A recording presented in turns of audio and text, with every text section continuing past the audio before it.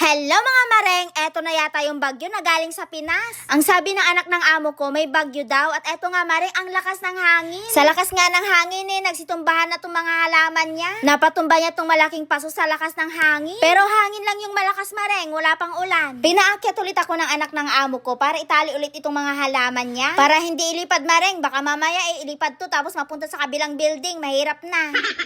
Alagang-alaga pa naman to ng anak ng amo ko itong mga halaman niya. Pero naalala ko, itinali ko na to dati, gawa ng malakas din ng hangin nakaraan. Pero ewan ko ba sa amo ko bakit tinanggal niya yung tali, ayan tuloy, papatali niya ulit ngayon. Pero okay lang. Andito naman akong taga-tali at saka basic lang naman to, di ba Maren? Hindi na ako magre-reklamo kasi wala namang kahirap-hirap tong pinapagawa niya sa akin. Itatali lang naman. Tama ba tong pagkakatali ko Maren? Hindi na ba to matutumba?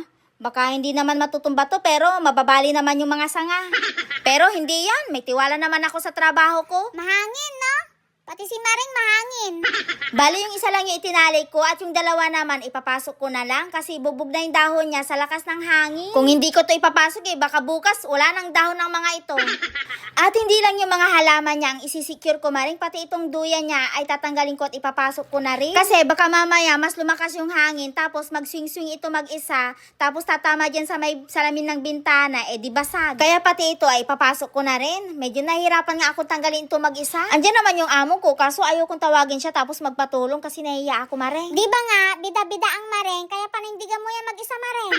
Medyo nangangalin na nga ako pero dahil bida-bida ang Mareng nyo, sige kaya mo yan Mareng. Natanggal ko naman na to dati mag-isa kaya malakas ang loob ko na hindi magpatulong sa amo ko, ganon. Bida-bida nga ni.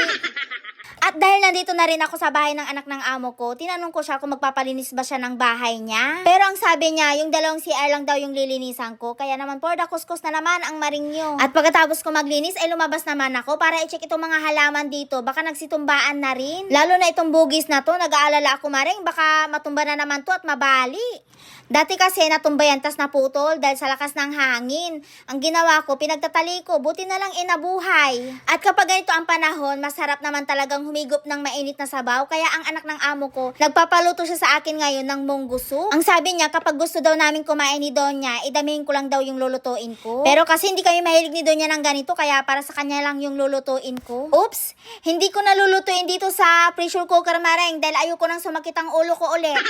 Dito ko na lang lulutuin sa tengko, mas mabilis pang maluto. Madali lang tong lutuin Mareng. Kapag malambot na tong munggo, saka ko lalagyan ng konting asukal. Tapos ayun, tapos na. Ganun lang kadali ang trabaho ng Disney Princess. Pagdating ng hapon, tamang pahangin lang ako dito sa labas para makalanghap ng hangin ng bagyo ba. Ganito lang yung panahon Mareng, mahangin lang. Parang ako lang. Huy, hindi joke lang yun. O siya, dyan na lang kayo. Salamat sa panonood. Bye!